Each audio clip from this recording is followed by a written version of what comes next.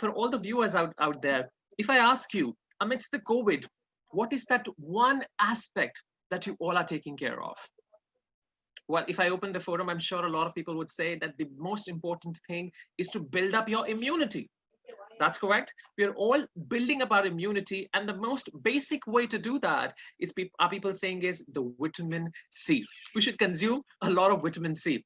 But ladies and gentlemen, that vitamin C is required for the immunity building for our bodies, but we also need to build the vitamin C, which is the CSR, and therefore for the entire socioeconomic ecosystem. And therefore we have this conference on sustainability, yoga, and social inclusion.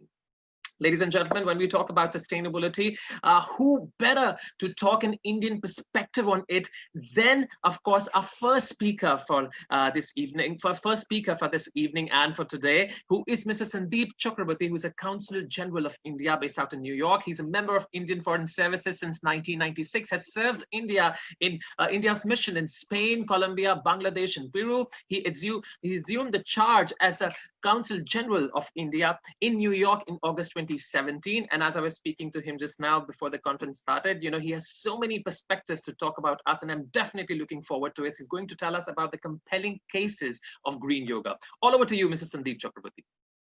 Thank you, Vinay. Thank you for your very appropriate and excellent opening remarks. You really made the case for the crying need to change the way we have been interacting with nature. And thus far, it has only been man versus nature. This is clearly not sustainable. Man is part of nature, and the only way it can prosper is in harmony with nature. And all that is part of nature, living or non-living. So thank you for setting the tone for today's discussion. I would also like to thank Prabhu Gaurang Das of Govardhan Eco Village and Bhakti Center, New York, and Artha Forum for organizing this event. Prabhuji, your life and work, particularly in the Govardhan Eco Village, epitomizes the theme of today's event: sustainability, yoga, and inclusion. As someone who has visited Govardhan Eco Village, I have seen how beautifully GEV incorporates this in its very conception and day-to-day functioning. People may wonder, what is the link between sustainability and yoga? Is the link being established just because we are commemorating the International Day of Yoga on June 21st, or events related to that? To understand the link, one needs to go no further than delve into Indian philosophy, which posits the human being in the lap of Mother Nature. Let me elaborate on just one tiny example from our scriptures, which explains humans' position in the world. It is from the Upanishads. If all the Upanishads and all the other scriptures happened all of a sudden to be reduced to ashes, and if the only first verse in the Isha Upanishad was left in the memory of the Indians, our civilization would live forever. With these words, Mahatma Gandhi paid tribute to the remarkable Isha Upanishad, which by long tradition usually comes first in Indian collections. The first mantra of the Isha Upanishad says, Isavasyam idam sarvam, yat kinche jagatyam jagat, Tena taktena bhunjita, magrat kasya svidhanam. The Lord is enshrined in the hearts of all. The Lord is the supreme reality. Rejoice in him through renunciation. Covet nothing. All belongs to the world. Everything inanimate or animate that is within the universe is controlled and owned by the Lord. One should therefore accept only those things necessary for himself, which are set aside as his quota, and one should not accept others' things, knowing well to whom they belong. So when everything belongs to the Lord or to nature, and we are only in trusteeship, who are we to ruin it, pollute it, and destroy it to satisfy our greed? When one hears the word yoga, what are the first images that come to our mind? Asanas and exercises. Lately, it seems like yoga has become synonymous with the physical aspect of the practice, the asana or postures. But that is only one aspect of yoga. In the Yoga Sutras of Patanjali, yoga is explained as having 8 limbs or ashtanga. The physical practice asana is actually the third limb. The first two are yamas and niyamas, ethical and personal guidelines for living. It is here that we find most of the information that connects what most of us do on our mats to the real world of our lives and the rest of the world. The rest of the limbs, pranayama, pratyahara, dharana, dhyana, and samadhi, ultimately lead to the union of the individual soul with the universal soul. Victoria of Yoga for Humanity says, realizing a connection with the universe may be a stretch for most of us. Our connection doesn't have to be so abstract and out there. The natural environment can help to serve as a way to see the oneness and union all around us. Green yoga practitioner Russell Comstock asks, how are yoga and sustainability related? What could standing on your head and the fate of the planet possibly have in common? Can practicing yoga help to make the world a better place? Yoga is founded upon principles that promote awareness of one's sense of connection, inborn unity, and interdependence with all things. Clearly, these central tenets convey innately ecological consciousness through the practice of yoga. And perhaps more importantly, show that yoga can inspire conscious, peaceful, and environmental stewardship for the betterment of society and the earth. We see the evolution of friends and family members who start to practice yoga all around us. They begin to make healthy choices and decisions in their lives, whether it is paying more attention to the food they eat or changing their lifestyle to accommodate sustainable practices. For example, in my personal case, my yoga consciousness doesn't necessarily mean that I am doing asanas every day, but it translates to maintaining societal hygiene and working towards reducing use of single-use plastics and a passion for trees. Michael Stone, a well-respected and well-loved meditation and yoga teacher, in his book, Yoga for a World Out of Balance says, techniques of yoga, including body practices, working with the breath, and discovering the natural east of the mind, reorient practitioners to the very deep continuity that runs through every aspect of life, until they realize that the mind, body, and breath are situated in the world and not apart from worldly life in any way. One aspect of this orientation or reorientation is found in focusing on prana. Prana is defined as the life force permeating the universe on all levels. And on the mat, in our physical yoga practices, there is often a focus on paying attention to this prana, this energy within our bodies. The philosophy of yoga then takes that teaching and expands it to cover all living beings. If we feel this energy, then the same energy that brings us life is also found with in other humans, in animals, insects, plants, and even the smallest organism that make up this existence. Yoga makes you more sensitive to the world. Through this realization of shared energy and common life force, we learn to respect other living beings and understand that every tree or animal has an equal right to live on this planet. If we can open our minds to the original purpose of yoga, in addition to the physical, emotional, mental health that it brings to our lives, then there is hope for allowing this practice to encourage environmental sustainability. Yoga provides us with a set of guidelines and tools to help us deal with ourselves and with the world around us. It provides a framework for managing our inner needs and desires, and when applied to communities and societies, can be a toolkit for sustainable living and global change.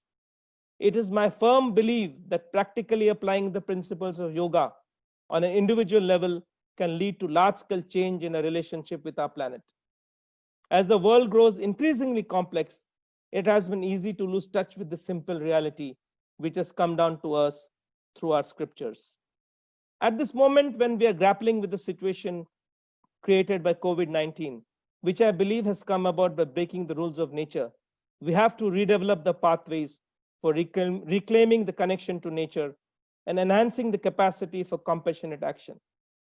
Yoga can inspire conscious, peaceful environmental stewardship for the betterment of society and the earth. Through the practice of yoga, we become more sensitized to the interconnections of thought, energy, and action. Yoga teaches us to care for our bodies and to make choices that are self-enhancing over those that diminish quality of life. Improving air quality and water quality is one such example. With a greater awareness of our surroundings and what goes into our bodies, we can begin to make choices that support clean air and water for all. It may mean walking to destinations more, using less plastics, or taking greater care to be more efficient in energy consumption. Similarly, we can become more aware of the foods we eat and how our diet affects our overall energy and health. We can then choose to buy and consume less processed foods, for example. We can become more aware of the connection between taste and freshness and purchase locally, for example. And we can become recycling champions. Our choices in the marketplace impact the producers and in turn the environment those companies operate within. Thus, the yoga we practice at home, hatha or kriya yoga, and in our lives in general, karma, bhakti, jnana, and tantra, not only changes us as individuals, it impacts the wider world in which we live. Bringing yoga and environmental awareness together is beneficial for all. The practice of yoga generates new habits of thinking, and the fate of our world is dependent upon creative new initiatives for long-term survival. If anyone does not agree with what I have said, please visit Govardhan Eco Village and see for yourself. The need of the hour are hundreds and thousands of such institutions, re-engineering our lives around our age-old philosophy. The need for green yoga cannot be more deeply felt than at this very moment. Thank you very much. Over to you, Vinay.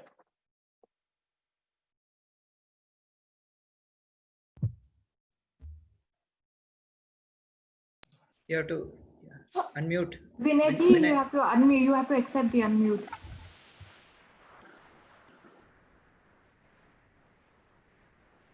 Thank you so much, Mr. Chakrabarti, for that amazing session that we had. And I don't think there could have been a better opening for sustainability, yoga, and social inclusion, CSR for that. And those basic points that you said, that we need to consume less of the processed foods, we need to be aware of what we eat and have those new habits. And definitely, as you said, that we need to have that trustship for a nature supporting clean environment, and giving example of Govardhan Eco Village.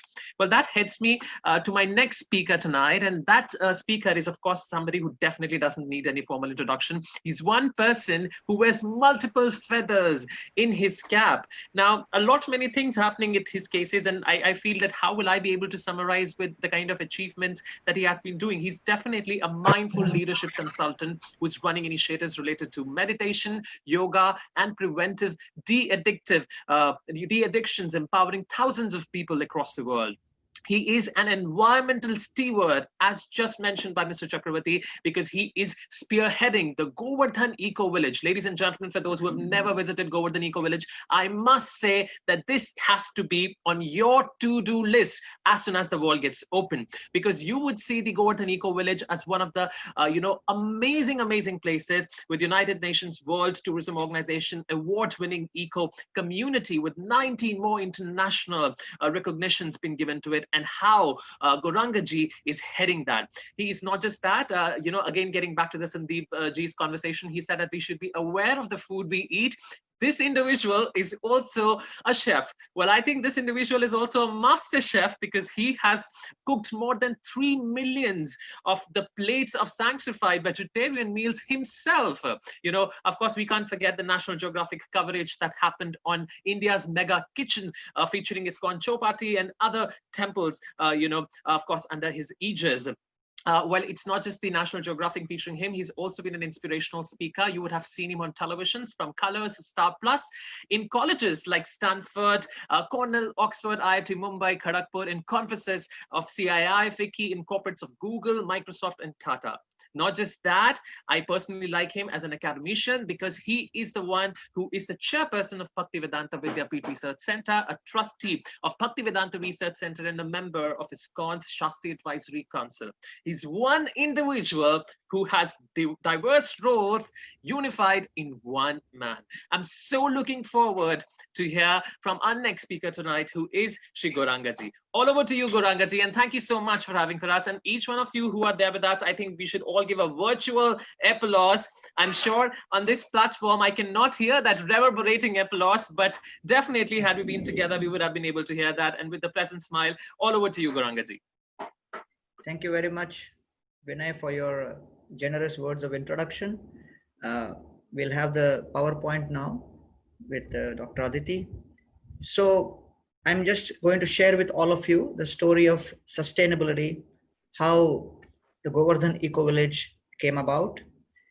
Today, we have 8 million metric tons of plastic which is spoiling the entire ocean and marine litter, 236,000 tons of that is microplastics.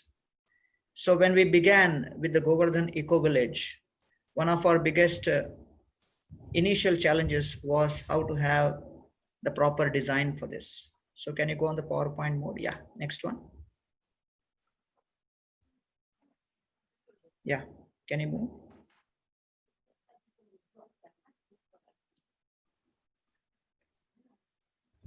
We can move to the next slide. Yeah.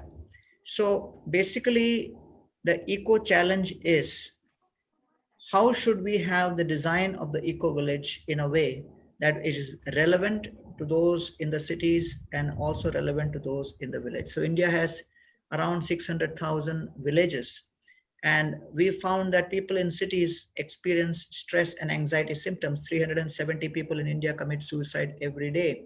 300 million people across the world experience stress symptoms. So if we could create a place where people could come and experience calmness of the mind through yoga and Ayurveda and get a virtual detox, then they would be in a position to experience rejuvenation, by which they would want to share that renewed energy with people in the rural places in India. So therefore, next, we had a fantastic opportunity to create this whole design. Yeah. And this whole design is centered around how we can have every input of a particular system not just becoming an output, as I just said, which is creating this kind of litter all across the oceans, where by 2050 the amount of plastics in the ocean would be greater than the total weight of all the fish, and that would be something very horrible. And so across the whole world, 2 billion tons of municipal waste is generated, out of which at least 33% is not at all processed. So we thought, let us create a model by which a particular resource not becomes a waste, but whatever comes out of that system becomes the input for the next system. So in this way, we have a total collection, not of waste, but we have net contributors. So we call this the symbiotic recycling model. Go ahead. So we find, yeah, next. So in this one diagram, you can see the entire concept of the eco village, that we have things coming from the ground, from Mother Earth. We are creating bricks out of the Mother Earth. Energy is generated from the sun and from the biogas, and then the waste which comes out is then recycled in what is known as the soil biotechnology plant. And then that water comes out and again it goes back into the irrigation. So we have created what is known as a zero waste community. And therefore, one of the first challenges we had was, next, how do we create the construction? We can go to the next slide. Next. As far as construction industry is concerned, we know that across the world, 8% of the emissions of carbon dioxide are created every year because of the construction industry, and 4 billion metric tons of cement is used every single year. And this construction industry is responsible for 36% of the entire global energy use and 40% of all of the carbon dioxide which is emitted because of energy sources. And therefore we thought, if we could build houses and facilities within this eco village made out of earth and minimize the use of cement.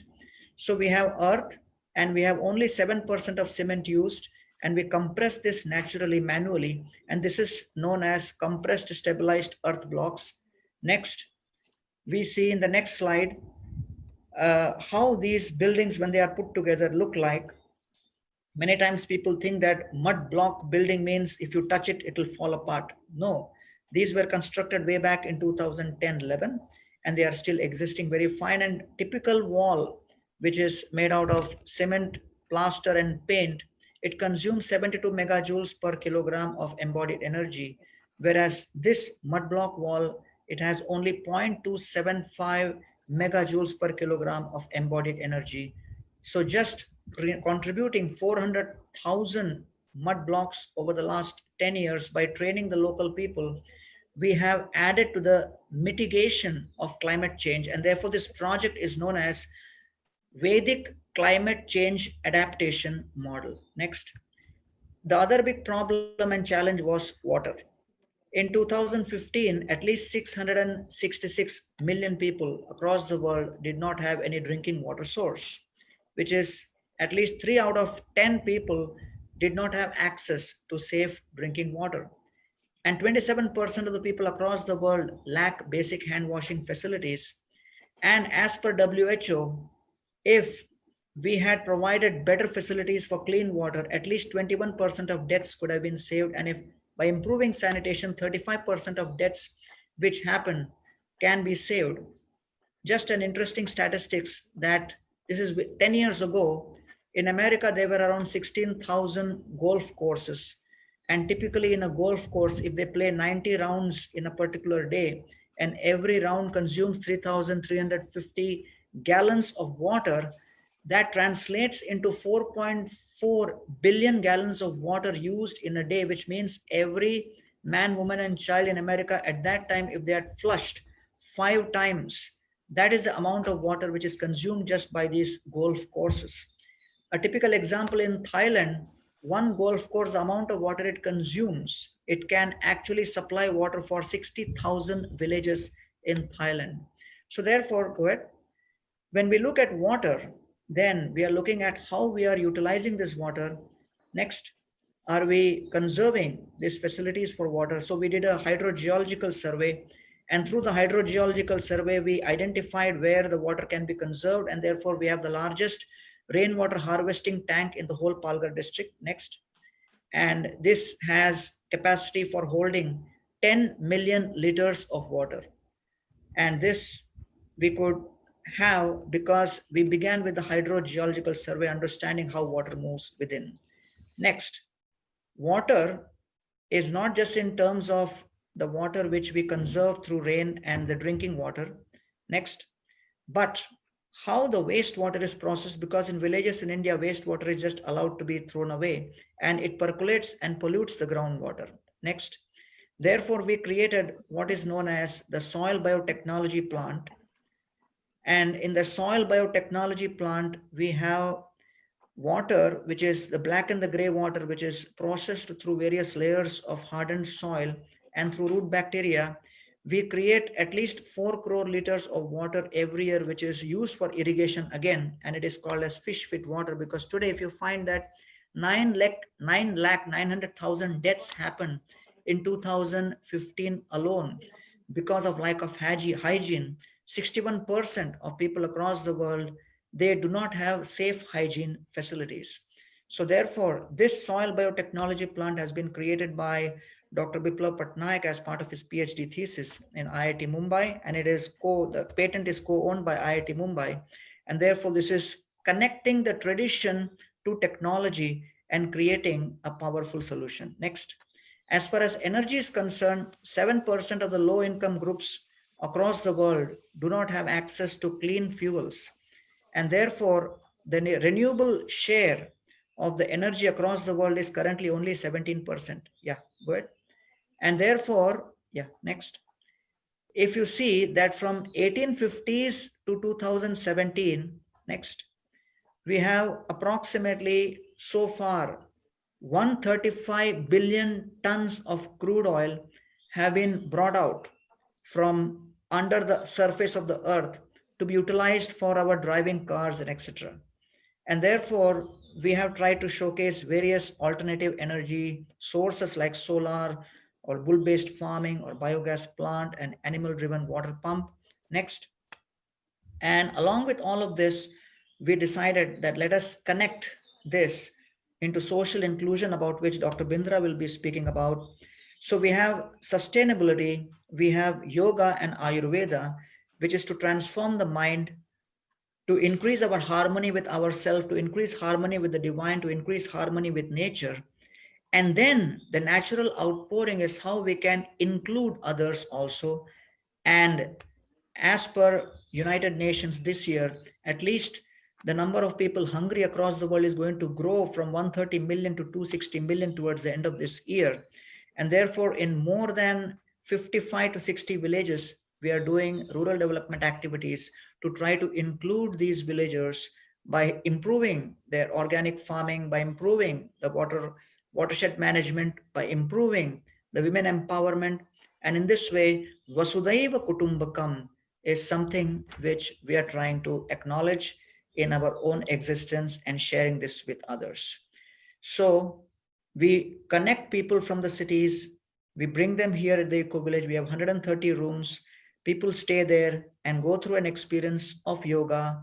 They go through an experience of Ayurveda, of spirituality, of philosophy, understand their purpose in life, transform and rejuvenate themselves, and then handhold with us to help transform the rural ecosystem in this particular area. And so we would like to end by showing you this 1 minute clip about the Eco Village, a video which demonstrates the entire concept, which you will understand just in this 1 minute. Please go ahead, Dr. Aditi.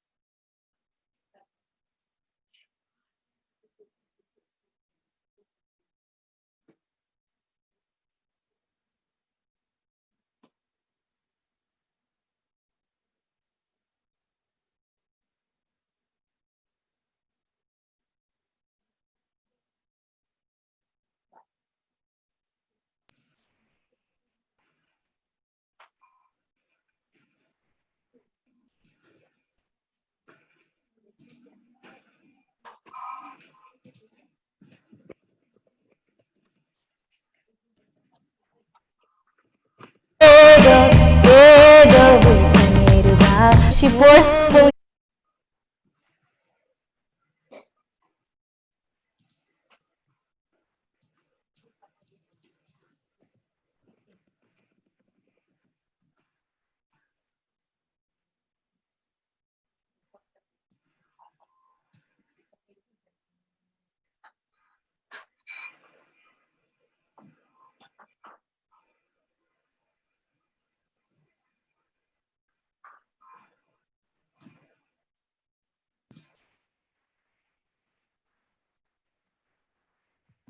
We can't hear anything, Dr. Aditi. We can't hear anything.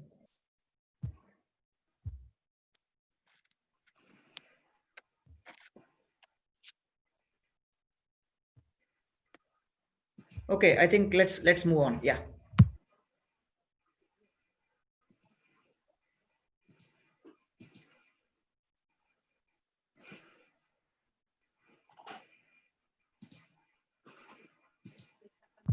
Vinay, you can take it forward. Yeah.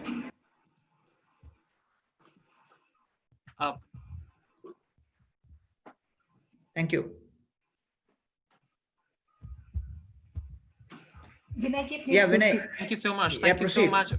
Thank you so much, Shigoranga ji, for this, stating those astonishing facts, that really took me back to the times that how can we actually imagine that such a sustainable lifestyle is actually existing within this material world, but actually it is doing it at the GEV. And, as he said, that the Vasudhaiva Kutumbakam is being completely pragmatically followed there, and how the entire, if at all any one of our viewers would want to have that life transforming experience of yoga and holistic sustainable lifestyle, one should definitely have a visit there.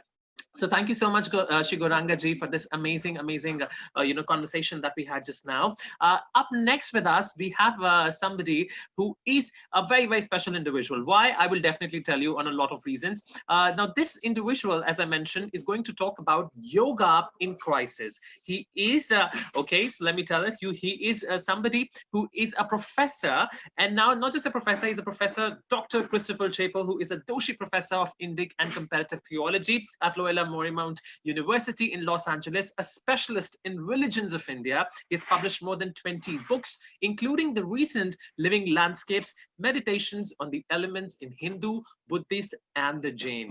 He has been serving as an advisor to multiple organizations, including the Forum on Religion and Ecology in Yale, the Ahimsa Center, the Dharma Academy of North America, and the Jain Studies Center at South Asian Studies, at New Delhi. Well, why I say this individual is special, because all of us are here. He's going to give us a different perspective of yoga in the crisis, and also, ladies and gentlemen, to let you know, he was up with us, joining us early and bright, because he joined us from 6:30 a.m. as he's based out in PST time. Thank you so much, Professor Christopher, for being with us. All over to you to be talking about yoga in crisis. Thank you so much.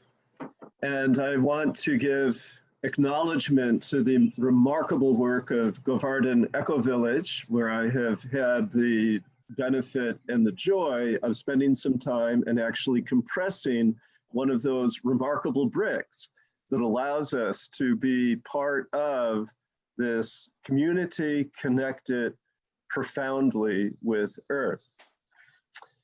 I'd also like to lift up the work some years back of the Green Yoga Association.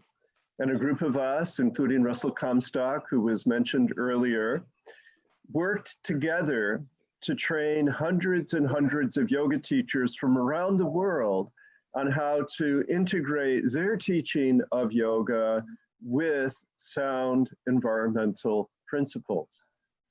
So let me make that connection a little bit more explicit and begin with the fundamental building blocks of a philosophy called Sankhya. There's a very famous book some years back about mindfulness called Coming to Our Senses. And what yoga invites us to do is to pause, to pull back from all of the samsara, all of the hither and yon, collecting and creating and doing and doing and doing, to allow ourselves through moments of repose to recall, to experience directly the earth and our connection with the earth, particularly through the vehicle of the nose and the sense capacity of smelling.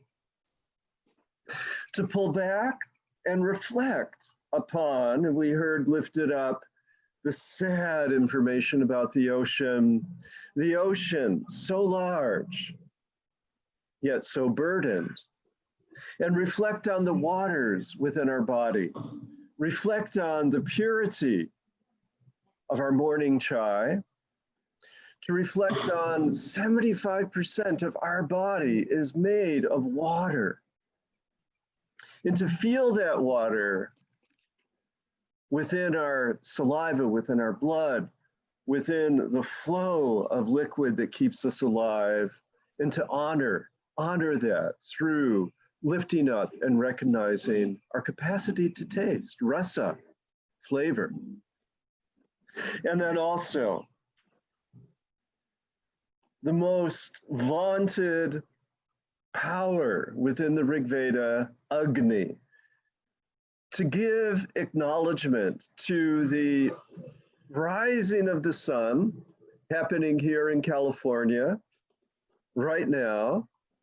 Give acknowledgement to the rising of the sun, to the beautiful forms that are illuminated by the light and the warmth and the heat and the energy that we find outside and that we find inside within our belly and within our heart.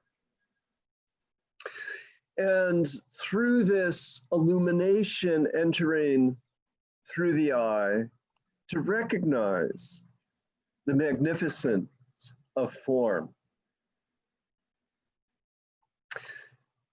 The breath, the wind, vayu, allowing us to move, allowing us through the largest human organ, the skin, to receive the blessings of touch. A profound, important, venerable aspect of life. The breath coming into the heart, circulating with the blood, energizing and allowing life to take so many different forms, so many different shapes.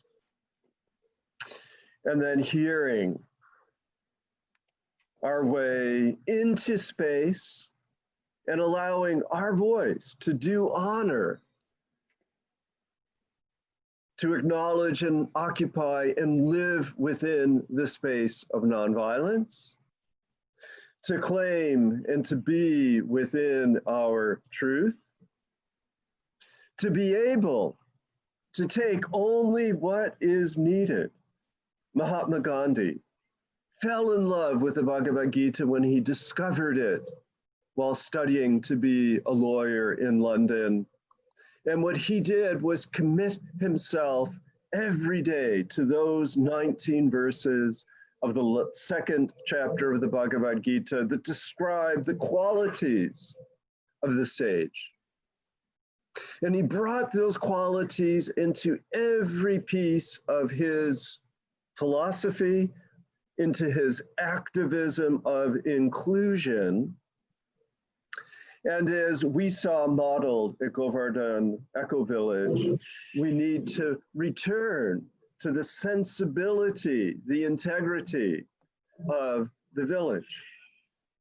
The village economy whereby we take just what we need and we recycle everything so it does not become waste, but it becomes, as we heard with our first speaker, life-giving. With COVID, with the demands for racial justice in the United States and worldwide today, we are returning to our senses. Our sequestering has brought us to an intimacy with our own space, with our own families. And this urgency of upholding the dignity of life calls us back to the elements, calls us to our profound humanity. We must, as the Bhagavad Gita invites us, see every living being, same, and treat every person, every animal, every element with respect, with honor, and find through this path of yoga the love required in order to empower us to that place of sarvodaya, the uplift of all. This is the best of yogas. Namaste.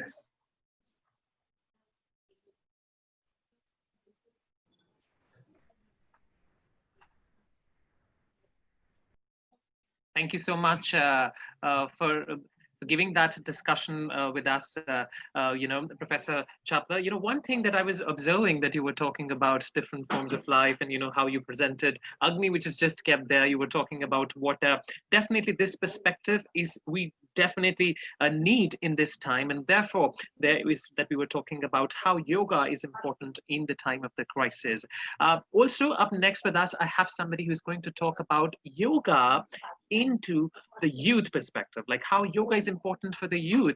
So for that, I have with me the next speaker, and the next speaker is somebody, as I mentioned before, is specifically the youth famous lady. She is, Miss Ira Trivedi, who's a yoga acharya. She's one person who has written a lot of books on yoga. She's one person who has been featuring on the national television for her yoga shows, a yoga acharya, and definitely somebody who created or was a part of creating a world Guinness World Record for the largest yoga session and for the most nationalities in a yoga lesson at the Rajpath, New Delhi, on a first International Day of Yoga. So, ladies and gentlemen, let's give a huge round of applause in welcoming Ms. Ira Trivedi, who's going to talk about yoga specifically from the youth perspective.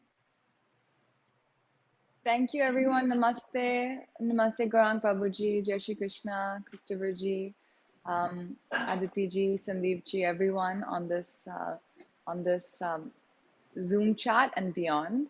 It's such an honor and a pleasure to be here. I love International Yoga Day. I feel like it's my birthday. I feel like it's better than my birthday, you know. It's definitely a day that requires a lot of preparation, celebration. So it is my favorite day of the year. It really is. I look forward to June 21st and all the events that are coming into it. I said, wow, this is how people, ordinary people must feel like for their birthdays or their anniversaries or something. But I feel like this towards Yoga Day, you know. So I thought I would share with everyone briefly how my yoga journey started, you know, and how I got attracted to yoga, right? If this is about yoga and the youth, I thought this is something that I could share myself. And of course, if there's any questions, I'd love to take them. So, you know, my yoga journey started accidentally, actually. So like many people, when I first went to college in the US, you know, as a young woman, your body goes through a lot of changes, you know, when you're in your, when you're going from teenage years to your 20s. And I landed up in America from India. In India, my mother would give me 3 home-cooked meals. I never had to worry about some stuff like diet and this and that. I would get beautiful home-cooked rotis, dal, rice on the table. But when I went to America, things were different, you know. I'm vegetarian. So in America, it was not like this, especially in the 2000s. You know, it was vegetarian. So you eat a lot of cheese and a lot of potatoes, okay, and pizza. That was the thing. And in the school cafeteria, you can imagine what limiting choices there were for vegetarian. Now I hear it's different. In American colleges everywhere, there's so many options, you know, vegan and this and that and really lovely. But back then, vegetarian meant you just have pizza every single day, okay? So I would do that. I had pizza every single day and I enjoyed it. And there was also ice cream and there was breakfast cereals. I said, wow, breakfast cereals first thing in the morning. This is such a treat. Actually, it's loaded full of sugar, right? So I think this is perfect. Little did I know before the end of my first year, I had gained 20 kgs. Okay, 20 kgs I gained. And this was, you know, as a young woman, this killed my self-confidence. You know, I suddenly, my clothes wouldn't fit me. My skin was not good. My hair was bad. And, you know, when you're in college at that age, if you're not feeling good in your body, you won't feel good in your mind, you know? And this was really an age, I feel it's probably worse now today, which is probably why people need yoga even more. At least we didn't have Instagram and things back in those days. You know, Facebook was just being invented when I was in college. That was, you know, it was literally those years that it was coming up. But it was really a time where my self-confidence really diminished, you know, when I'd gained so much weight. And I realized I didn't know anything. I didn't know how to eat for myself. I didn't know how to exercise. And I would go to the gym and I would run on the treadmill. I would do the elliptical machine. There was all sorts of machines over there. And I said, I'm going to the gym for 2 hours. And I would do all of that. And then I would get really hungry. And then I would go and eat a donut, you know. I said, wow, this American donut is so good. And a bagel and pizza and all of these different food items. Anyways, that was the 20 kgs. I came back to India and of course my mother said, oh my gosh, what happened to you in America? What has America done to you? And I said, you know, and they were very alarmed, as you know, Indian moms do become, especially because they said that I'm now marriageable age. They said, now you're marriageable age and you've gained so much weight. So it was a double whammy for them completely. Anyways, that's when I did my first yoga class, okay? My parents said, okay, yoga is perhaps something you need to do. So we were in a small town in India called Bhopal.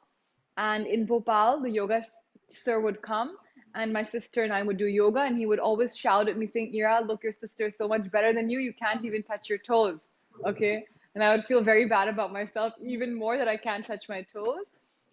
And then I remember distinctly, he would go do Shavasana and make all of us do Shavasana. And in Shavasana, he would himself fall asleep and then he would start snoring during the Shavasana.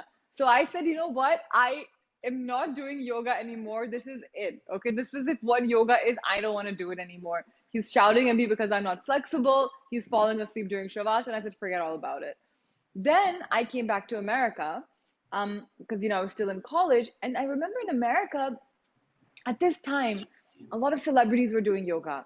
There was Madonna, there was all these models and actors, and I think I saw a cover of a famous magazine, and there was someone talking about yoga. I said, "Oh, yoga," and then I remember I walked into a yoga studio, very glitzy yoga studio with a lot of lights and looked very fancy. I said, "Acha, let me go." But guess what? I went there. How much was the class? It was $30. I couldn't afford it. I said, this is my allowance for 2 weeks. I can't afford this class.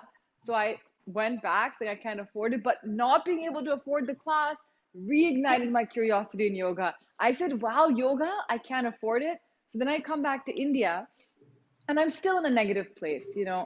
I'm still not feeling good about myself. I'm not feeling good about my body. And all the problems I had my first year of college, I solved them by going to the gym, by doing this, doing that, but I'm still not feeling comfortable. I'm gaining, losing, this, that, up and down. And when the body is not feeling good, especially at that age, the mind cannot feel good. The mind cannot feel good. And so I'm back to India. And for whatever reason, and my journey started with a book. I think books always, for me personally, being an author, have always held a divine message. I go to my bookshelf, and on the bookshelf in my parents' house, I see a beautiful book. It was written by Swami Shivananda, and a beautifully written book. And I said, wow, this book by Swami Shivananda, like, it's got such nice pages and it's so nice. Maybe this is a good place. And I'm typing on my computer, Shivananda, weight loss, Ayurveda, yoga, everything. And I see Shivananda Ashram. And strangely, I'm bound to go for a trip to Rishikesh about a day, about the next week. And so I said, I'm going to check out this place. When I went to Rishikesh and I went to Shivananda Ashram, I was immediately taken. I said, wow, this place is not the ashram I expected in my head. It was, ashram had a negative image in my head. And I went there and what I saw, I loved. And since then I've been what they call an ashram junkie. And I must say Govardhan Eco Village definitely tops all of everything. It's such an amazingly beautiful place. It has the integrity of an ashram, the hospitality of a hotel, and the beauty of a place which has used a lot of science, and especially ancient science, to bring back a lot of beautiful traditions. So Govardhan Eco Village to me seemed like really the top of the ashram list, and a beautiful place to go where brought so many things together. Anyways, I went to Shivananda Ashram and I loved it. And I said, I'm going to spend 2 weeks here.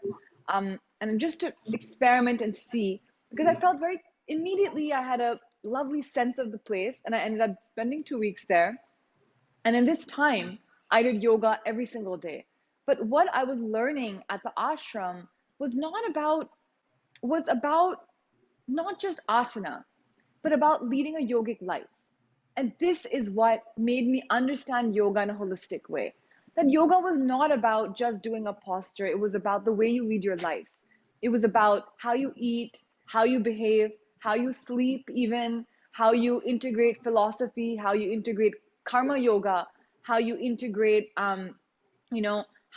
integrate the yams and niyams, of the Yoga Sutras into your life. This is what I was beginning to understand. The Bhagavad Gita, as Professor Christopher was talking about, I began to study that.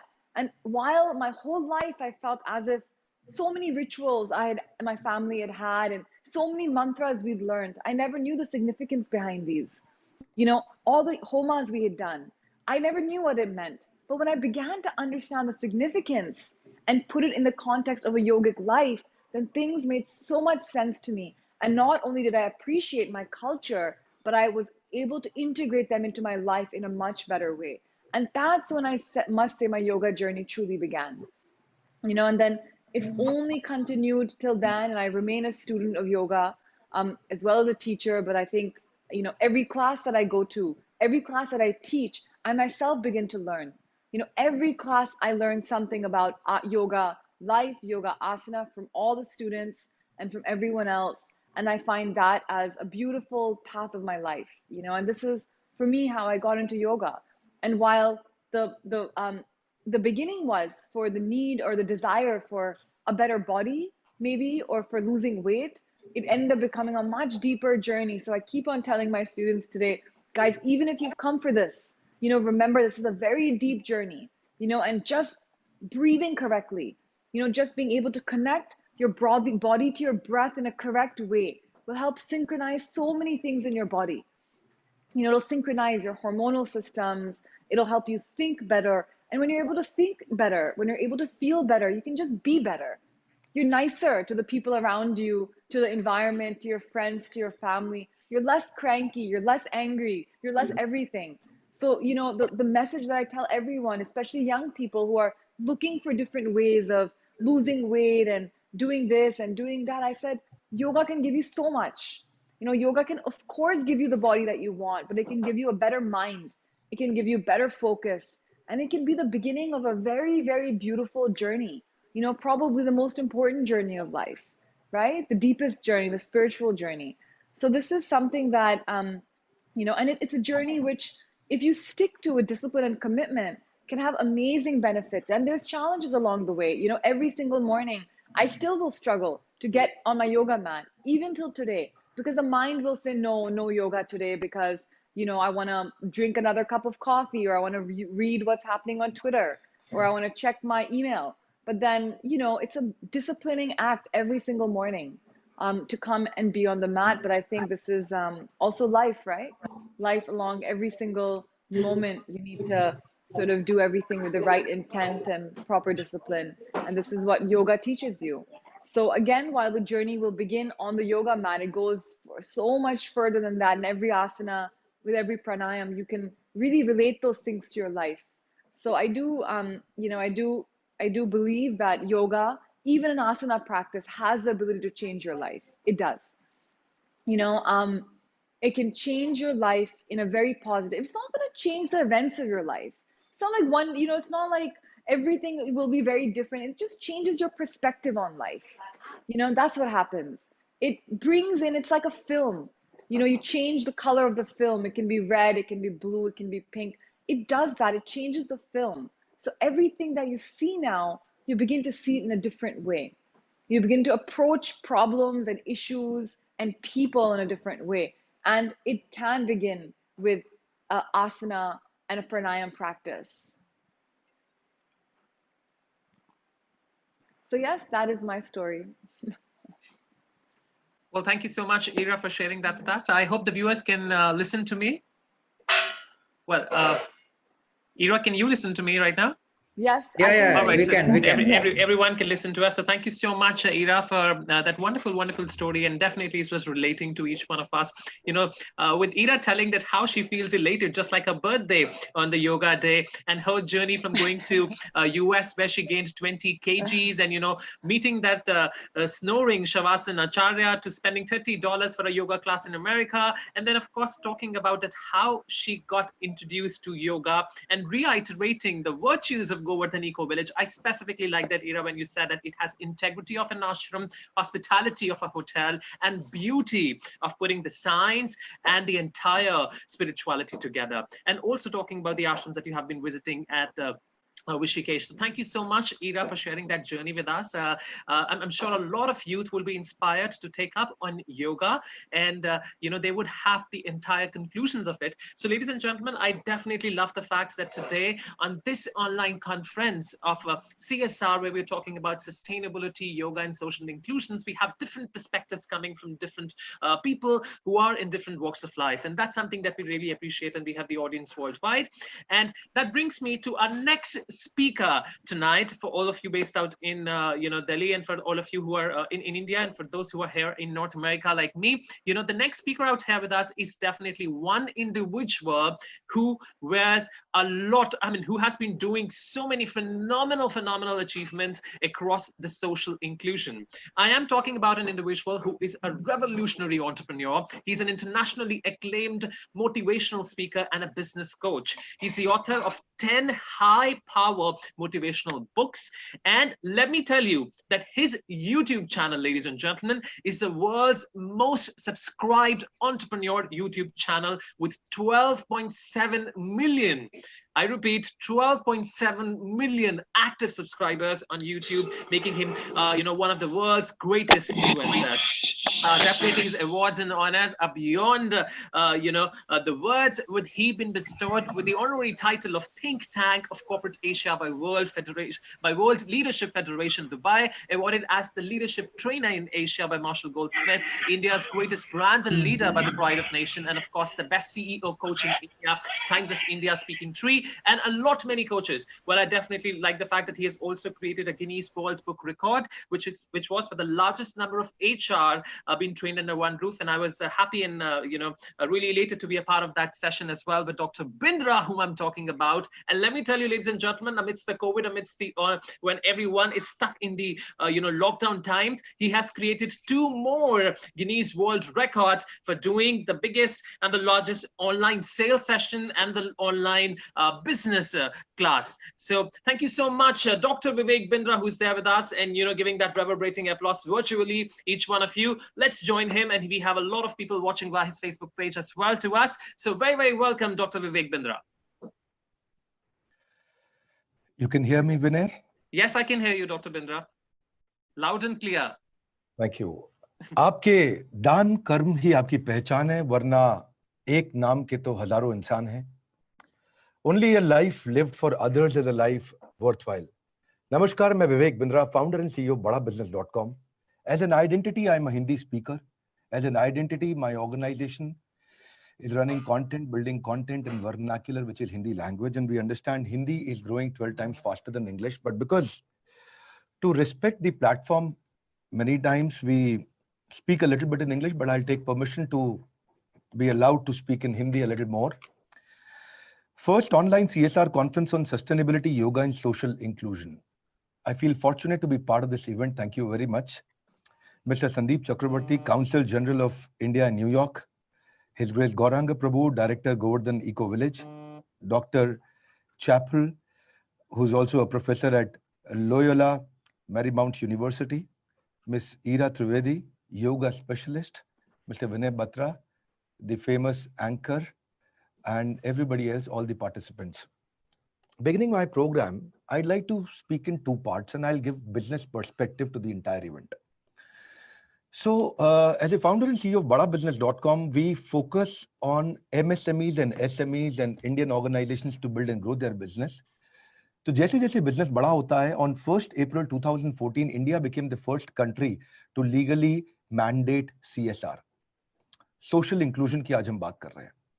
Section 135 of Indian companies have mandated कि हर एक organization को अपना 2% of their average net profit of last 3 years, 2%, should actually be spent on services like hunger, poverty, education, health, gender equality, women empowerment, skill deficit training, environment, social projects basically.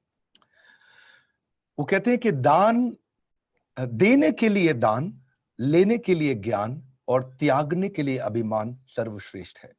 We make a living by what we get, but we make a life by what we give. So a man is great by deed, not by birth. So a lot of organizations in India are doing a lot of CSR, great initiatives. Tatas are very famous for that. Ambuja Cement, Infosys, Mahindra and Mahindra, Hindustan Zinc, Bharat Petroleum, Ultratech, Coca-Cola Multinational, Hindalco, HSBC, Wipro, Reliance Industries, Hindustan Unilever, GAIL, a lot of PSUs which are Maharatna, Navratna, Mini Ratna 1, Mini Ratna 2. 1350 public sector companies in India में, जिनमें से profitable about 86 हैं. उसमें categories हैं. Maharatna, Navratna, Mini Ratna 1, Mini Ratna 2 based on their profit and volume of their business. ये भी अपने business का 2% CSR में spend करते हैं. क्या है ये CSR? किस तरह के CSR होते हैं? सोशल इंक्लूजन का मीनिंग क्या है, कैसे सबको समाज में सबको साथ लेके जाया जाए। जब समाज में खुशहाली आती है तो फायदा सबका होता है।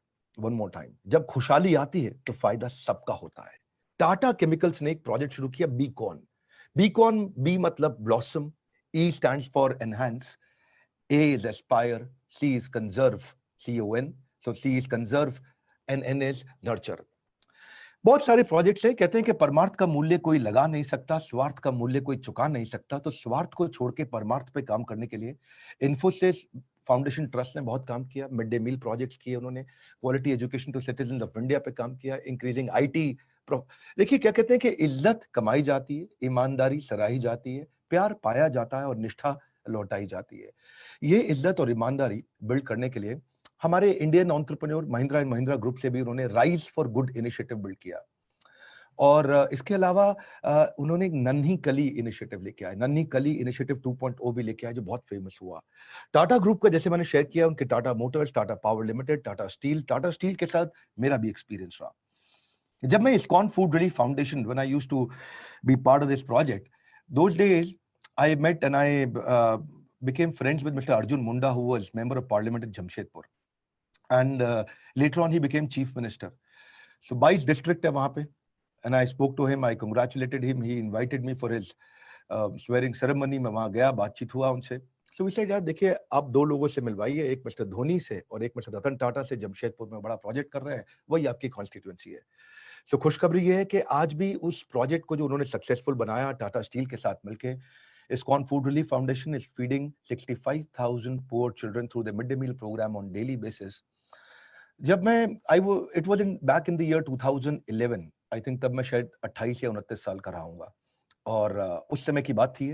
और पहली बार इतना मीडिया मैंने फेस किया और इतने लोगों से मैं मिला था। मिस्टर रतन टाटा से इंटरेक्शन हुआ, टाटा स्टील के मैनेजिंग डायरेक्टर से हुआ, तो they made a charity of 15 crore, और आज भी सस्टेनेबल वो प्रोग्राम चल रहा है वहाँ पे। वैसे मैंने अपनी तारीफ भी कर ली यहाँ पे, और वो क्या कहते हैं कि श्रेष्ठ कार्यकर्ता वह है जिसका कार्य तो दिखे पर करता ना दिखे। मैं यहाँ पे थोड़ा करता देखने लगा हूँ यहाँ पे। So I will come back on the second part. ये तो हो गया CSR, लेकिन ये क्या है, केवल 2% है। असली बिजनेस तो वो है जो 98% छुपा हुआ है। मैं दोबारा बोलूंगा आपको, CSR is only 2%, but the 98% which the profits are retained back for various purpose. I'm sorry, शायद मेरा लाइट चला गया है।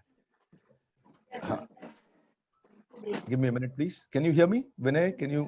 Yes, I can hear you, Dr. Bindra. And you can't see me, right? No, I can't see you, but I think it will be fine in a moment. Yeah. So, am I visible now? Yes, you're visible. Dhanyavad. Thank you very much. Thank you. So, I'm in Uttar Pradesh at the moment, and just this event glorified the electricity challenges, which is all right.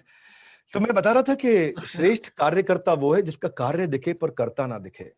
पर ये जो करता है, who is holding back the 98% profit, क्या उसको भी social inclusion में लगाया जा सकता है? बिल्कुल लगाया जा सकता है। खाली वो 2% नहीं, अल्टीमेटली बिजनेस पर्सपेक्टिव जो मैं देने का प्रयास कर रहा हूँ, पूरा का पूरा ऑर्गेनाइजेशन ही ऐसे बिल्ड होना चाहिए कि जैसे वो कोई सोशल सर्विस या सोशल पर्पस के लिए बिल्ड किया गया हो।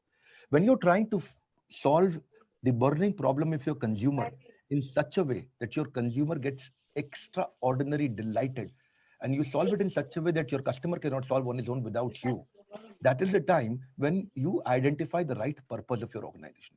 जितने बड़े great leaders हैं, उन्होंने बड़ी communities purpose पे build करी है। Gandhi, Lincoln, Teresa, Mandela, Swami Shila Prabhupada, everybody has built great communities based on establishing the right purpose. Swami Ramdev, उन्होंने पर्पस एस्टैब्लिश किया अपनी ऑर्गेनाइजेशन का, स्वदेशी, और उस पर्पस, उस सेंटिमेंट से सारे जुड़े लोग उनके साथ जुड़े।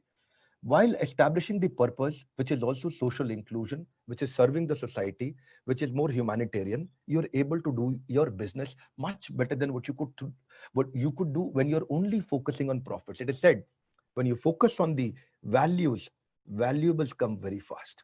But when you focus only on the valuables, neither value comes nor the valuables. So goodness पे focus करेंगे, every good result will come. But when you avoid goodness, nothing will come. Let me explain. Organizational belief जो होता है, organizational belief को तैयार कर लिया जाए, which is actually for serving the society in a better way, तो वो 98% भी social inclusion CSR ठीक हो जाता है। पर ये belief तैयार कैसे करें? Am I allowed to speak for another 10 minutes or have I taken already my time consumed? Vinay? Okay, I can see Gaurang Prabhu speaking. Thank you very much, Gaurang Prabhu.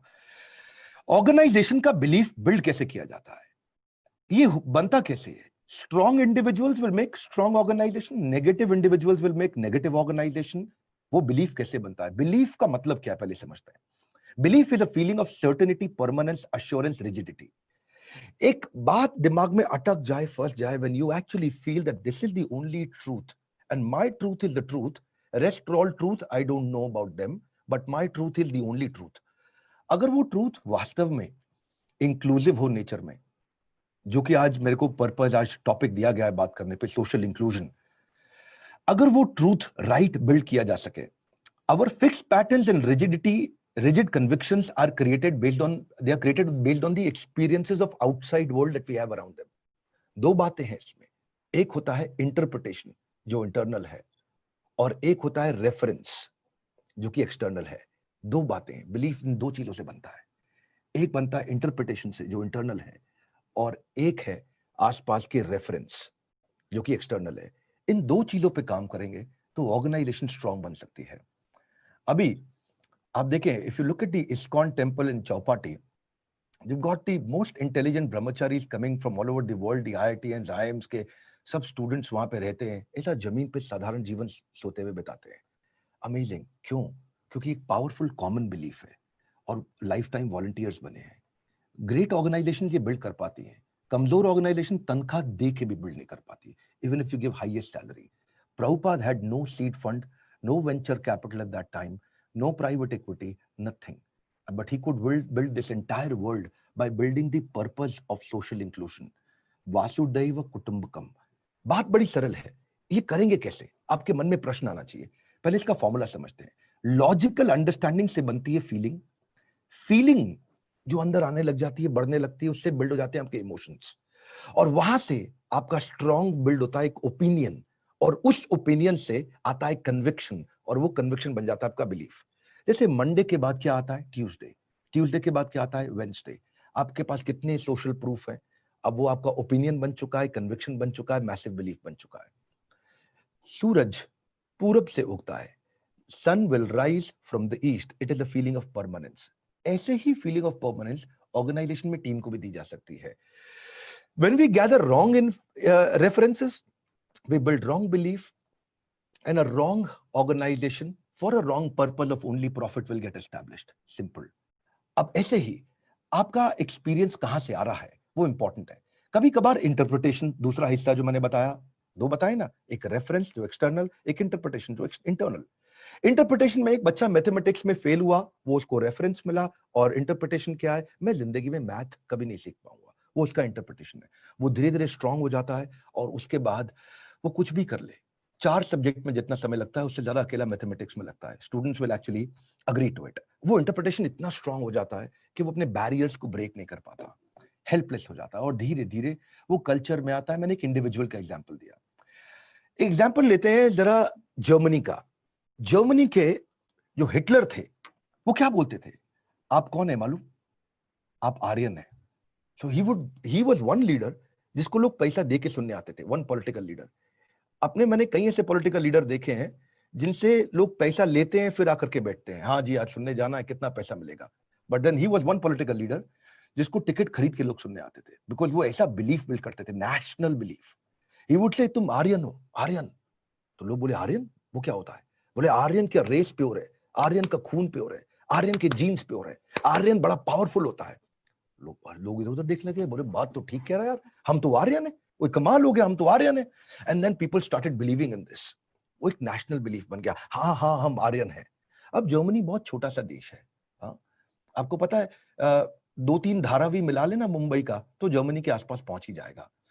या फिर इलाहाबाद में तो जब कुंभ मेला होता है तो उसमें जर्मनी हम ब्रेकफास्ट पे लंच में 2-3 बारी नहला भी देते हैं. इतना लोग हैं हमारे देश में. परंतु Germany, if you look at them, they could build that because of that national belief. ऐसे ही क्या बिलीफ आप अपनी ऑर्गेनाइजेशन और अपनी कम्युनिटी में बिल्ड कर रहे हैं. कभी कभार not every social proof is right. वो क्या कहते हैं? There is no use of crying over spilt milk. हाँ जी, नहीं रोना चाहिए, because if you don't cry over spilt milk वो दोबारा गिरेगा. सो थोड़ा आपको उसको समझना चाहिए। वो क्या कहते हैं, cat goes on a pilgrimage after eating 100 rats. Hindi में कहावत है, वो क्या बोलते हैं, वो 100 चूहे खा के बिल्ली हज को चली। जब कोई अच्छा काम करने लगता है बोलते 100 चूहे खा के बिल्ली हज को चली। अब जा रही है बिल्ली हज को, जाने दो, यहाँ रुकेगी तो 900 चूहे और खा लेगी। Sometimes not all social proofs are good, right. ऐसा ही पूरा यूपी बिहार सबको सरकारी नौकरी चाहिए, पूरा Gujarat Rajasthan everybody wants to become entrepreneur. Why? Because of the social proofs. ये सोशल प्रूफ ठीक करने हैं। ये सोशल प्रूफ से हमारी पेसिमिस्टिक रिजिडिटी या ऑप्टिमिस्टिक रिजिडिटी बिल्ड करता है। पेसिमिस्टिक रिजिडिटी ये होएगा ही नहीं, ऑप्टिमिस्टिक रिजिडिटी कैसे किया जा सकता है यार? So you actually change your paradigm completely, because pessimistic rigidity is working on control paradigm and optimistic rigidity is working on release paradigm. You release your potential by asking solution oriented powerful insight generating questions. ये feeling of permanency build करना है अपनी organisation के अंदर। भगवद गीता में कृष्ण कहते हैं 6ठे अध्याय के 35वें श्लोक में, असंशयम महाबाहो मनः दुर्निग्रहम चलम अभ्यासेन तु कौन्तेय वैराग्येन च गृह्यते। दो बातें हैं भाई अर्जुन, तुम्हें मन कंट्रोल करना है, दो बातें हैं, एक अभ्यास, दूसरा वैराग्य। अभी क्या अभ्यास क्या वैराग्य? अभ्यास करो, collect favourable interpretations, favourable experiences, collect the sources of positive belief. और वैराग्य क्या है? Leave the association of negative people like Manthara Shakuni around you who are giving you negative experiences and interpretations. देखिए, nothing will change overnight. Collecting the right reference will slowly build over those pillars, जिसके ऊपर ये table top, जहां मेरा laptop रखा है, table top को खड़ा करने के लिए आपको लेग्स चाहिए, सिमिलरली वही पिलर्स चाहिए रेफरेंसेस के। Now I'll come to your organization. Whoever is an entrepreneur or entrepreneur watching this video right now, I'll come to your organization because social inclusion और सस्टेनेबिलिटी की बात हमने करी आज। लेट अस सी, आपके भी डिपार्टमेंट और डिवीजन में एक पैटर्न बना हुआ है, कुछ पैटर्न्स बने हुए हैं, कुछ बिलीफ्स बने हुए हैं। You will not be able to run your organisation if the patterns and beliefs are wrong. So आप अपनी ऑर्गेनाइजेशन में क्या बिलीफ बिल्ड करेंगे आप, जिसकी स्पीड मिराकुलसली बढ़ सके और आप सस्टेन कर सकें? क्या किया जाएगा उसके लिए? लेट अस सी, सोचिए कंपनी को और कम्युनिटी को कौन सी एक कॉमन भावना बाइंड कर सकती है। जैकमा ने भी ऐसे ही शुरू किया in China. He said, the Americans are smart, but they're smart working, but we are both hard working and smart working. I want to uproot the entire Silicon Valley and bring it back to Shanghai in China. I don't want people working from 9 a.m. to 5 p.m. I want people in first 5 years working 18 hours with me because we've got to uplift the China. वहां पे क्या किया? Common vision establish किया, लोग साथ में जुड़े for higher purpose and they could establish that organisation. बात ये है कि कौन सा कॉमन बिलीफ आप बिल्ड करने जा रहे हैं। I give you certain steps about it. कुछ स्टेप्स देता हूं मैं, उससे पहले हम समझते हैं कि इसको फ्रेमवर्क में लाने के लिए you have to build your core values. वो कोर वैल्यूज जो कि सस्टेनेबल हो और जो कि सोशल इंक्लूजन के हो, ऑर्गेनाइजेशन के साथ जितने भी स्टेक होल्डर्स हैं उनका ध्यान रखती हो। एडिडास की कोर वैल्यूज, कोका कोला की leadership, collaboration, integrity, accountability, passion, diversity. General electric की अपनी कोर वैल्यूज है जो कि मुझे बहुत पसंद है, every person every idea counts. Microsoft की कोर वैल्यूज है diversity and inclusion, corporate social responsibility is their core value, environment is their core value. Google की कोर वैल्यूज क्या है? It's best to do one thing and really well, fast is better than slow, democracy on the web works, you don't need to be at your desk to need an answer, focus on the user and everything else will follow. उनकी अपनी core values हैं। ऐसे ही Amazon की core values है customer obsession, ownership. PepsiCo की core values है sustained growth, empowering people, responsibility and trust. Nike की कोर वैल्यूज है परफॉर्मेंस, ऑथेंटिसिटी, इनोवेशन। फेसबुक की कोर वैल्यूज है be bold, focus on impact, be open, build social value. Unilever कहता है integrity, responsibility, respect, pioneering. Procter and Gamble बोलता है integrity, leadership, ownership, passion for winning, trust. इसी तरह Starbucks की मैं कुछ सैंपल कोर वैल्यूज बताता हूं आपको जिससे आप अपनी ऑर्गेनाइजेशनल स्टोरी बिल्ड कर सकते हैं, जैसे consistency, efficiency, compassion, open mindedness, innovation, good humour, positivity, fitness, respect, passion, loyalty, adventure, creativity, honesty, courage, service to others, patriotism, being exceptional, being genuine, building right passion, positive passion, innovative, respect for others, learnability, giving, charity, responsibility। ये सब क्या है? Sample core values मैंने बताई। अब इसको आप 4 steps में इंप्लीमेंट कर सकते हैं। I'll just give you quick 4 steps. Step number 1, what are my core values? Step number 2, what is my compelling, exciting story for all the stakeholders to build a common vision? Step number 3, identify your Navaratna leaders who will help you spread these core values. Step number 4, plan your milestones and actionables to execute. I'll repeat the 4 steps quickly. Step number 1, what are my core values? Step number 2, what is my compelling, exciting story? Because क्या है, लोग कहानी याद रखते हैं, बाकी सब भूल जाते हैं. तो कहानी, if you can't tell story, you can't tell anything. So you've got to build a right story around your core values. So I'll repeat. Step number 1, what are my core values? Step number 2, what is the story around my core value? What is that compelling, exciting story? Remember, I told you, no, कि Hitler के पास story थी, बाबा रामदेव के पास story है, Jack Ma के पास story है, ऐसे ही Matsushita कोनोस्के in Japan, he also had a great story कि अपन zero defect organization, zero defect country build करेंगे. Every great leader has got a great story, right? So build that positive story around those core values. Step number 3, who are my Navaratna leaders? Akbar had Navaratna, he could scale across the country. Abhi aap akele kaam to nahi kar rahe? Are you building your leadership in pipeline succession planning? So Akbar, who are your Navaratna great leaders who will help you spread these core values? Number 4, final, write down your 5 milestones and actionables to execute this. बात बड़ी सरल है कि आपको केवल 2% CSR नहीं करना है, पूरा ऑर्गेनाइजेशन एक CSR सस्टेनेबल सोशल इंक्लूजन के तहत काम करना चाहिए, तभी ये समाज अच्छा बनेगा. Will build the world better than what it was before. हमारे देश में बड़ी कॉर्पोरेट ट्रेनिंग कंपनीज हुआ करती थी या हैं जो कि केवल रिच एंड फेमस क्लाइंट्स के लिए काम करते हैं, पर गरीब आदमी के लिए कोई काम नहीं करता. We realise the fortune lies in the bottom of the pyramid. तो जितने आम आदमी है उसके लिए we started these Hindi training programmes and it is helping them a lot. This is our entire organisation we believe is acting like a CSR. Plus, personally, I like to do at least 90% of my income I like to give as charity, because by associating with the right people, you are able to somehow become detached with money. So you can use that for the right purpose. Life is limited, do that. And please, if you want to sustain these feelings, read Bhagavad Gita. मुझे यहाँ invite करने के लिए आप सबका हृदय की गहराइयों से प्रेम पूर्वक बहुत बहुत धन्यवाद. I'll hold myself here. Thank you very much. Thank you so much, Dr. Bindra. Thank you so much. And I give an applause sitting here in Toronto for you. And I think everyone across the world with your 12.1 million subscribers, being the biggest, YouTube entrepreneur channels would be looking at you and would want to do the same. I'm personally inspired by this gentleman out here. And, giving those examples, I would repeat and reiterate those 4 points that he said that, number 1, of course, we should look at our core values. Number 2, we should have a compelling story to tell because people remember stories. And number 3, identify your Navratna. And number 4, you should plan your 5 milestones and those actionables to do that. And when he wonderfully mentioned that if you focus on values, you automatically attract the valuables. And giving his personal example of giving away his 90% of the income on charity because of the wonderful association that he has got. So I think, and concluding the session, that he gets a lot of inspiration from Bhagavad Gita. So thank you very, very much, Dr. Bindra, on giving that holistic viewpoint on social inclusion. There are a lot of questions being parked up throughout the entire session, and I would definitely like to ask those questions. So we have, let me start with the speaker wise itself. Do we have with us Mr. Sandeep Chakravarti, the CGA New York, with us right now? Yes, I'm very much there.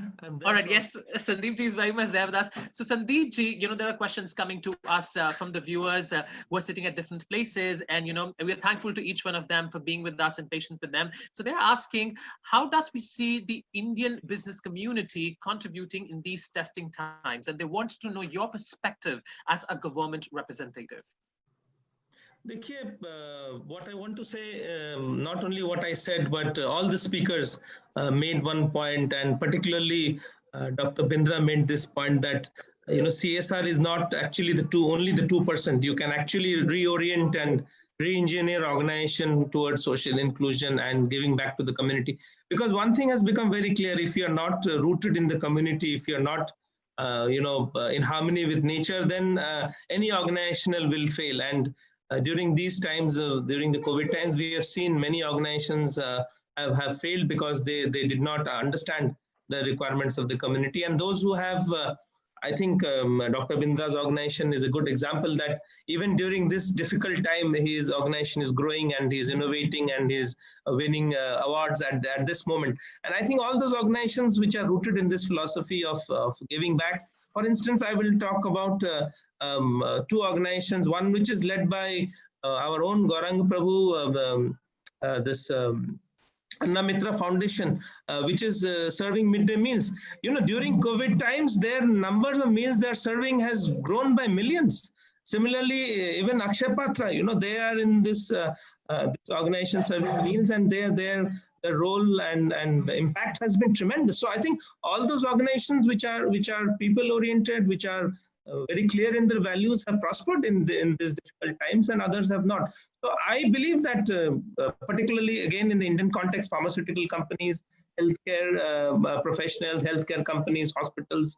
A few weeks back we had Dr. Reddy of Apollo, and she was saying how they have adapted to the challenge of COVID and how they have reoriented their Apollo hospitals to give back to the community and dedicated themselves to helping not only people who can afford Apollo care, but even the commoner. So I think there is this understanding, and I think it has become more sharp and acute at this time that organizations will sustain if they can respond to the needs of people. And Dr. Bindra mentioned about the fortune at the bottom of the pyramid. I think at this time this has become absolutely clear that there is this fortune at the bottom of the pyramid. Otherwise, you cannot focus on the top and hope to be safe and secure in today's world.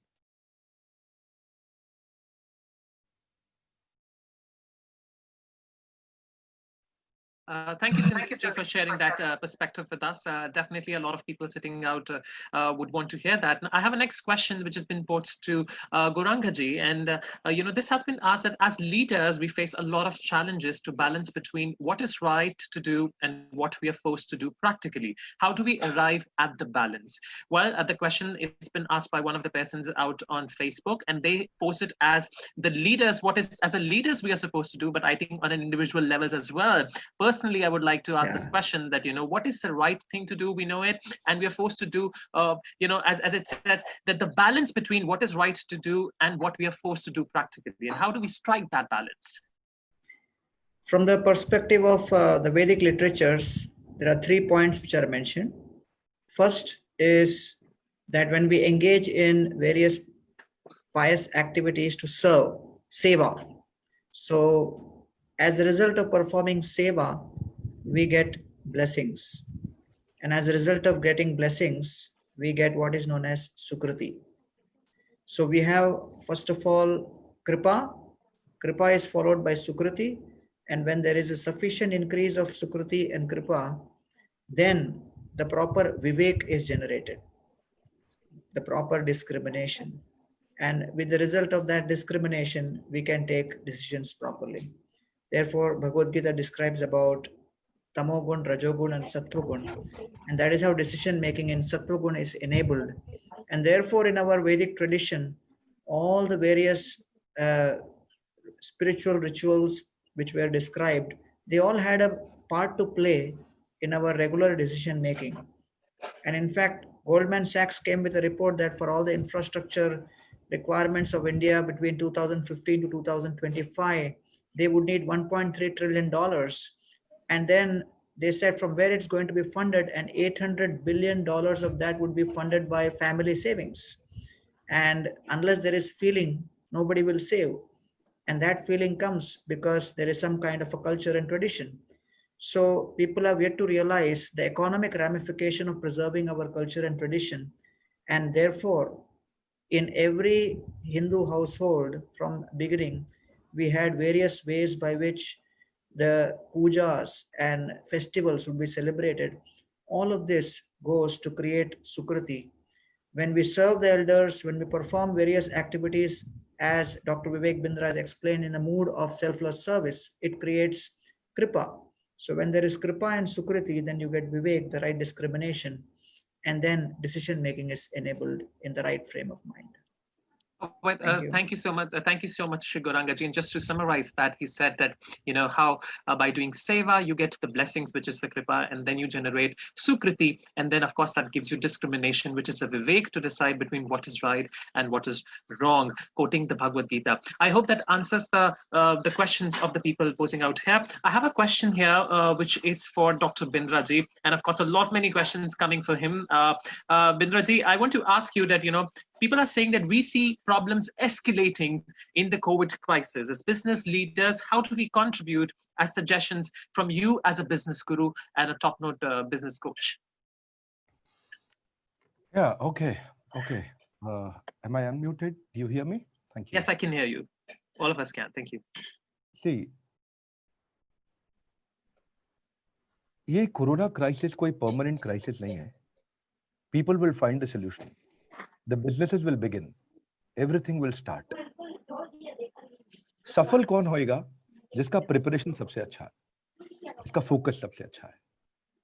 A lot of problems are coming when people lose their focus. And then this is the time when you have to manage your cash flows.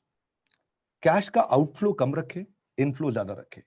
Collections को improve करें, bad debts खराब नहीं होने दें अपने people manpower को build करें, because your manpower can make you superpower. Try to build technology. Your CTO could not bring the right technology. Your CEO could not bring the right technology. It is the COVID who has actually brought in the right technology. COVID is helping build the right technology. Ensure you don't get outcompeted by people by building some unique service, unique way of solving the problem which your customer wants it. Hiring poorly is a challenge. If you want to hire people who are high on energy, absolute clear clarity. They're coming from the maker culture. They want to do, not just want to instruct. They understand your common vision. So don't build a product which is user unfriendly, which nobody wants. Ensure your total addressable market size should grow. Not having right partners and co-founders is always a challenge. It is the time for actual planning. So plan as much as possible to find out solutions by looking out for the best practices.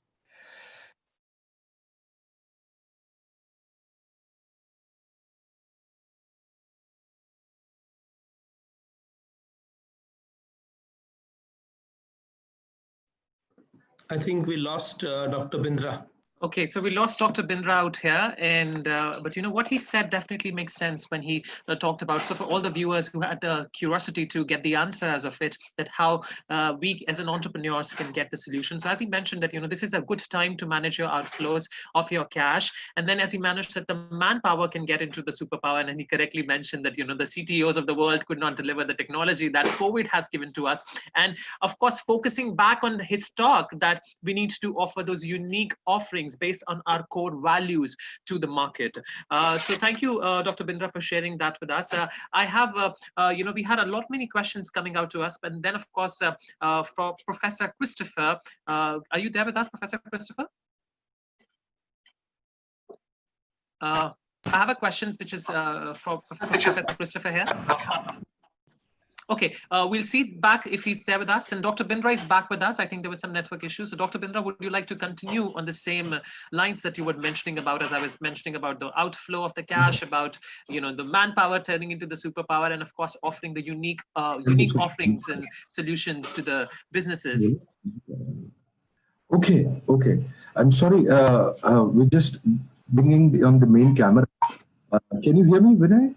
I can hear you, and we're looking forward for your concluding thoughts, Dr. Bindra. Okay. So basically,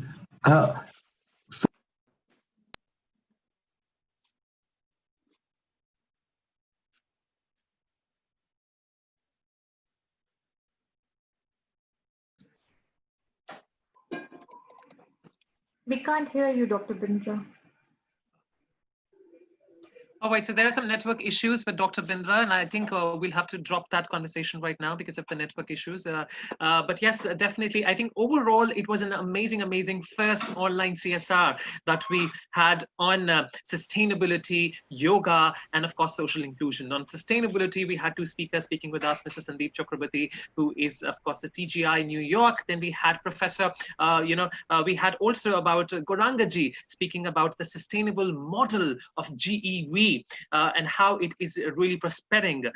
On the yoga, we had our two speakers who were speaking with us, Professor Christopher, who talked about yoga in the crisis, and Ira Trivedi ji, who is there with us, who joined us to talk about yoga in the youth, and of course, a wonderful session about social inclusion that Dr. Bindra had delivered to us. I really thank each one of you who were there with us throughout the session. Once again, would want to mention to all the viewers that we tried to do and conducted this first online CSR session virtually, sitting at different places. We have Gaurangaji sitting out here in India, in the Maharashtra region. We have Dr. Bindra, who's there with us from the UP, India. Then of course Sandeep ji was there with us, who's from New York, and then Professor Chapter was there with us from California. Ira ji, probably she's from Bhopal, or I'm not sure if she's in North America right now, and I'm based out in Toronto. So we tried to conduct these sessions for you, and we look forward for the more sessions.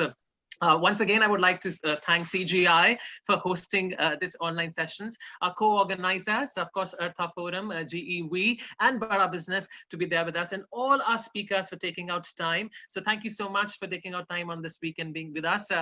Look forward for the sustainable solutions and bringing that transformational changes through optimism and positivity and those thoughtful processes and practical steps that we discussed today. Thank you very much, each one of you. Thank you. Namaskar. Thank you so much. Namaskar.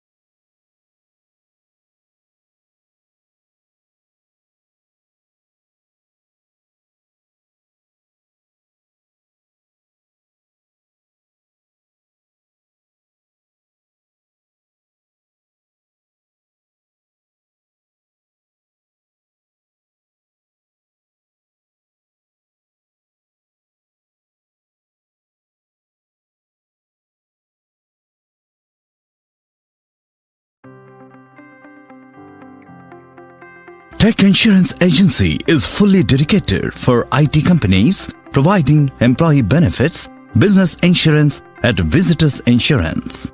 For medical benefits, we